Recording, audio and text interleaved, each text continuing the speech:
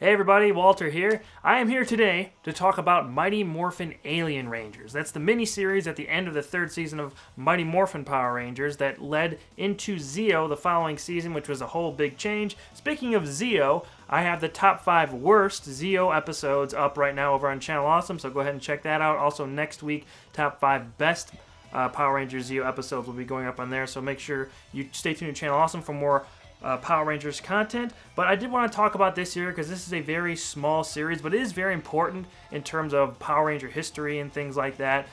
They went all out with it for these 10 episodes. They changed the intro, they got a new logo and everything like that.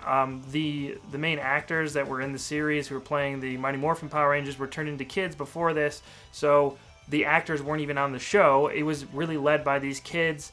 Later, David Yost came back, but we'll get to him in a little while. And these alien rangers from Aquitar, the Aquitar Rangers. So, it was a very, like I said, interesting time period in Power Rangers where we had new Rangers come in, and they were using the Sentai footage from this one here, which was being used when they were, fighting the monsters and everything with the Zords, but we're actually seeing the Aquitar Rangers in their costumes, which was from that Super Sentai of that time period. So it was interesting seeing that and balancing stuff between these kids and the kid versions of the Mighty Morphin team and these new people that came in. One thing I did want to bring up before we really dove into this was the beginning theme song and everything. We see the credits of the original Rangers, but then they get turned into kids in the credits, and we see the credits of the kid versions of them.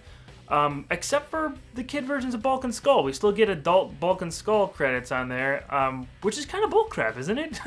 They were in all 10 episodes. I don't understand why these kids didn't get credit. But that was just kind of a little thing that irked me. Like, if I was them, I would be pissed off. Be like, I was in all 10 of these episodes. How come I'm not getting a credit? The adult versions of Bulk and Skull weren't in this until the very end when they changed back to adults. So that was a little fishy to me. So the Alien Rangers themselves, the Alien Rangers of Aquitar, it was an interesting choice to make them as alien as they were.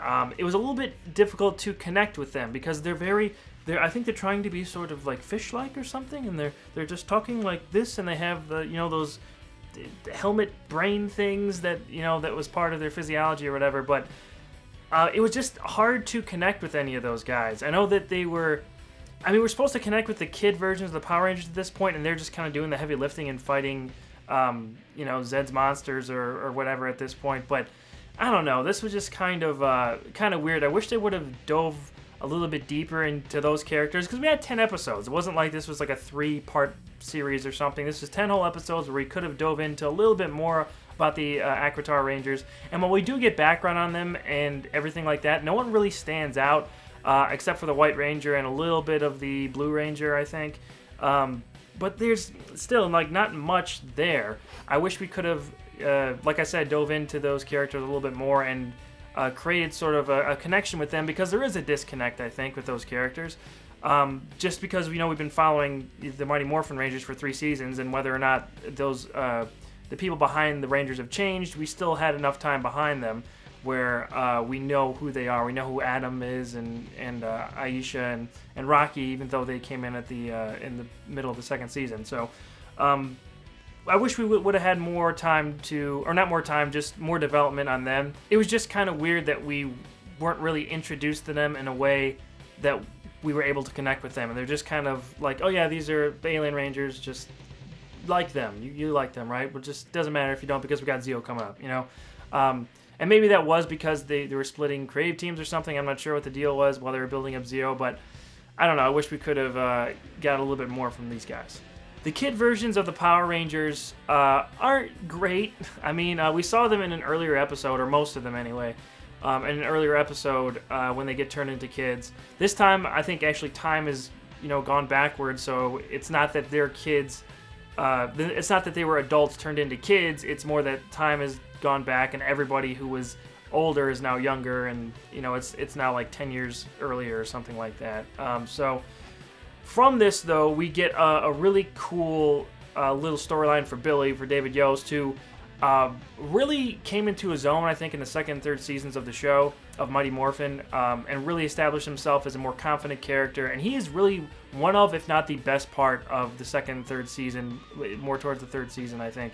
And here, I mean, he's the only one that he builds a device that is powered by the power coins, and he gets turned back into his adult form, which is cool to see.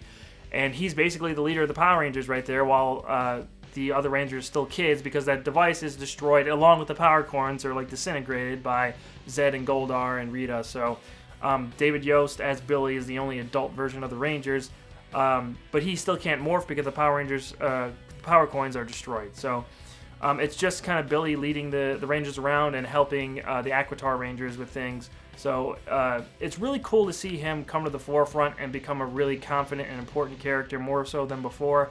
And he really is the most valuable member of the team. Billy is not to be underestimated. He's a great tech, as we know. I mean, he knows everything. He's smarter than Alpha. I mean, he knows the Rangers, the command center controls and everything, I think, even better than Alpha does. So it's really cool just to see him come into his own.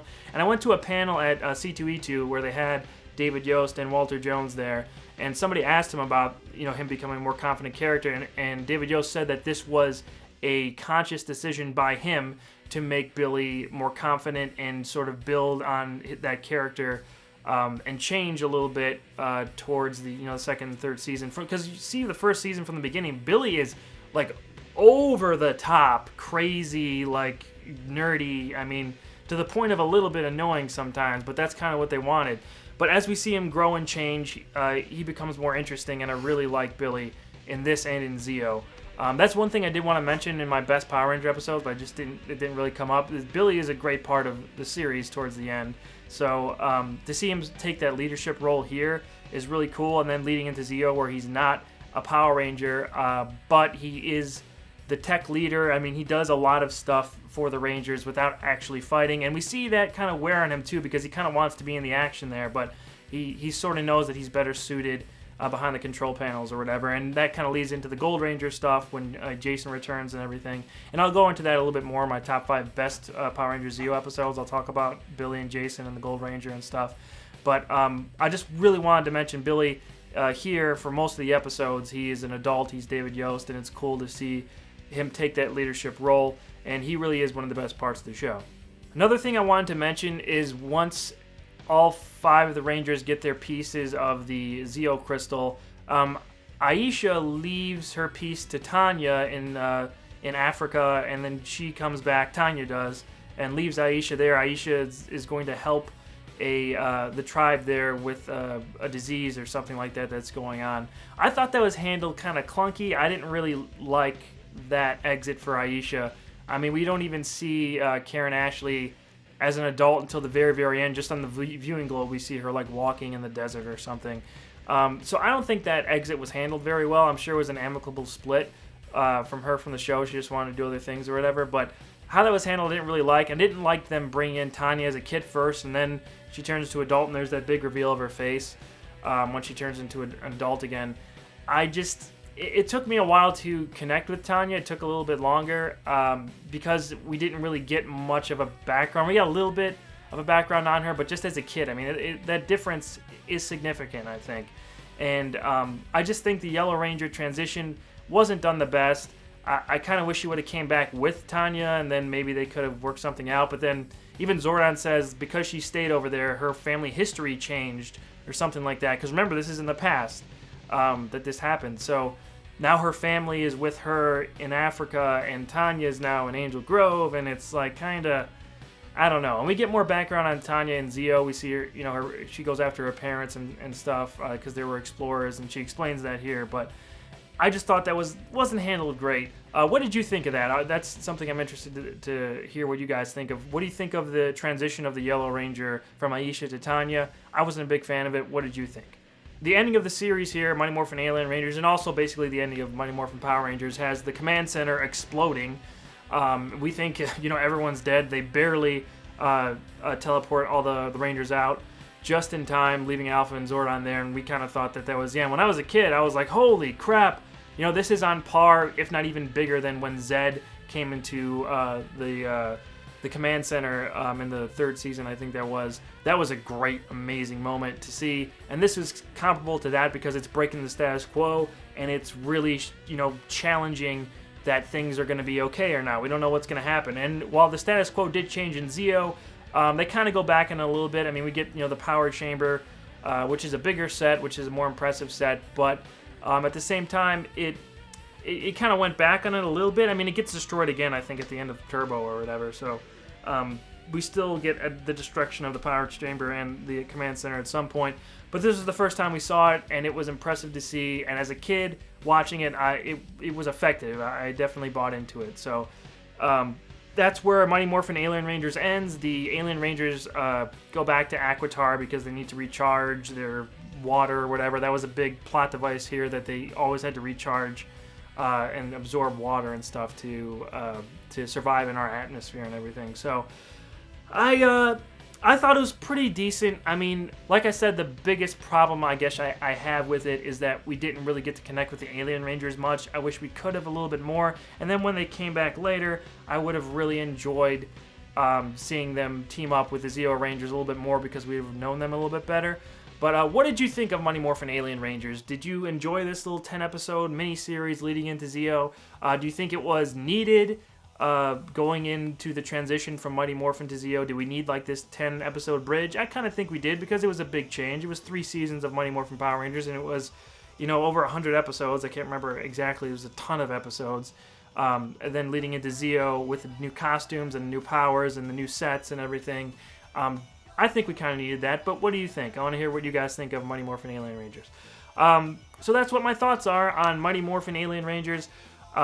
Leave some comments below and let me know what you guys think. Also, check out me and Porter. Porter from Awesome Comics is back. We're reviewing each episode of Game of Thrones. We're vlogging that, so make sure you check out those episodes. And make sure you check out on Channel Awesome my top 5 worst Zeo Rangers episodes and top 5 best Zeo Ranger episodes, which is going up a week from today. So thank you guys for tuning in. I will be talking to you soon, and have a good day.